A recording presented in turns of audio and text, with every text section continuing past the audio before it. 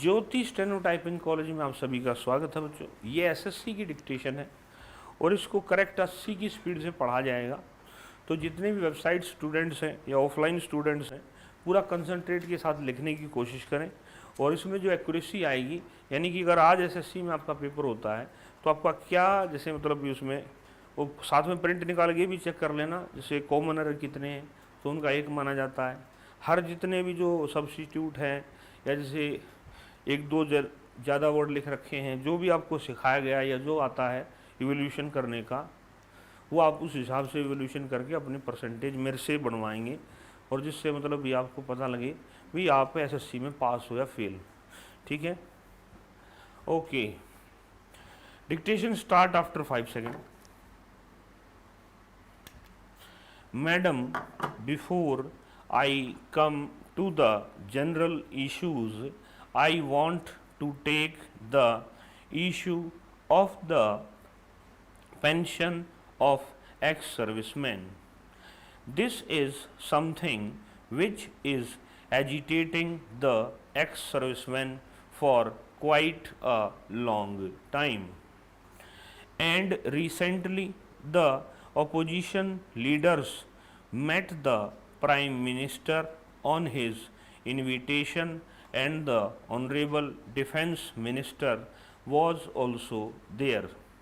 Here on the floor of the House, I would pointedly want to put this issue. The ex-serviceman has been agitating for one rank, one pension for quite some time. The usual argument that was being given is that it will not be possible to make a reasonable distinction between ex-servicemen and the other government employees, civilian employees. In this regard, I had a consultation with the Attorney General Mr. Soli Sorabji when we were in the government, and he had told us that a reasonable distinction can very clearly be made. The tenure of the Jawan or the army man is much shorter than the tenure of the civilians. In fact, for the Jawan, it is only 17 or 18 years, and it is a very short tenure of employment. So, the duration of employment opportunity is small. The risk is much higher.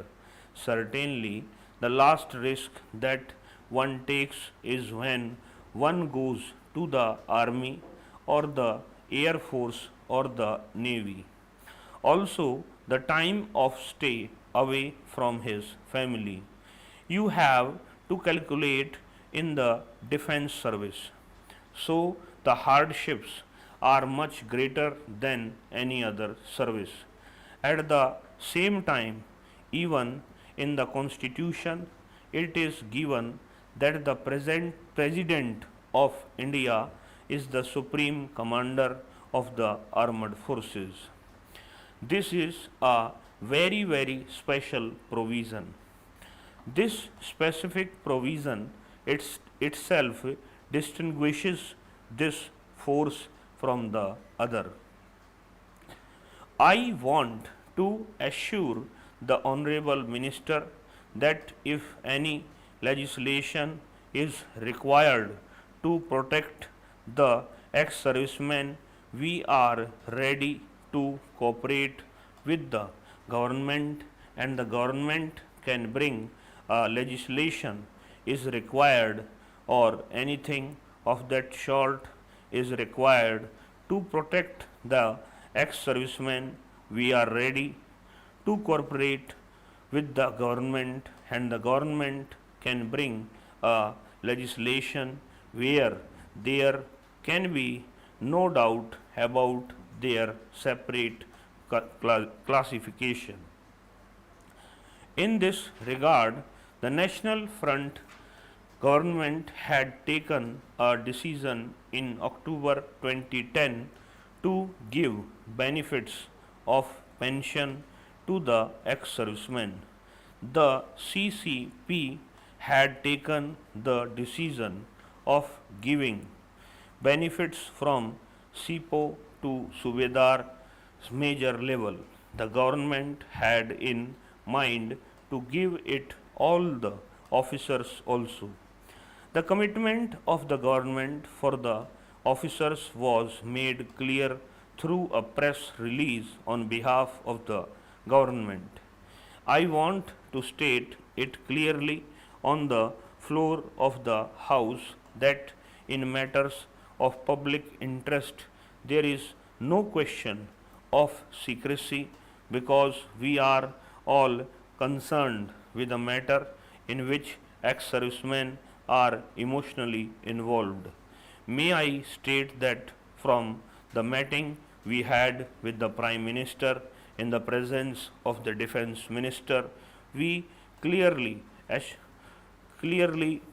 understood and we were given the assurance that the benefits that will accrue to the ex-servicemen will not be less than what the National Front government has agreed to give them.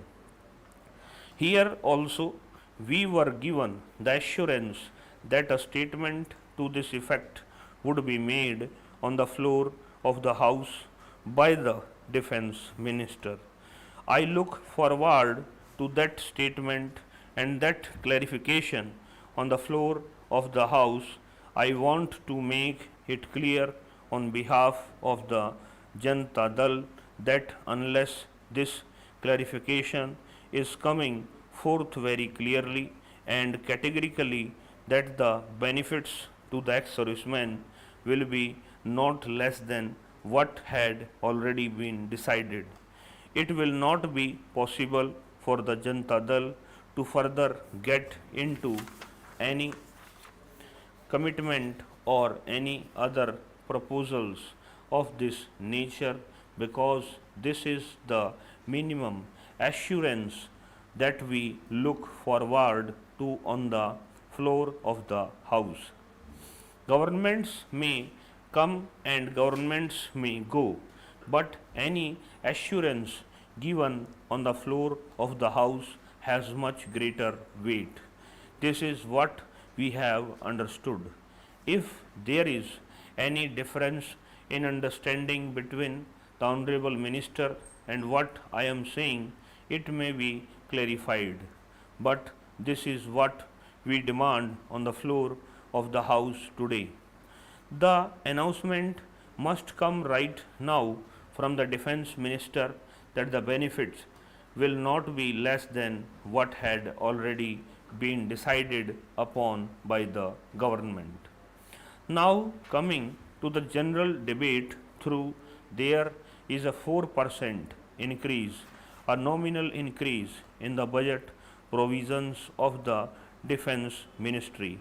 If we take care of global inflation and devaluation in real terms, there is a cut in the defense budget. We know that there is an economic hardship. We are in difficult times, but import of real cut in real terms should be fully understood. It is necessary that a holistic view is needed when it comes to the defense and security, and we cannot take only a fiscal approach to it. Security is not merely a matter of the Defence Ministry because of international environment, foreign policy, economic situation, various social forces in the country, any elements of alienation that may be taking place in any part of the country, drugs and their connection with terrorism.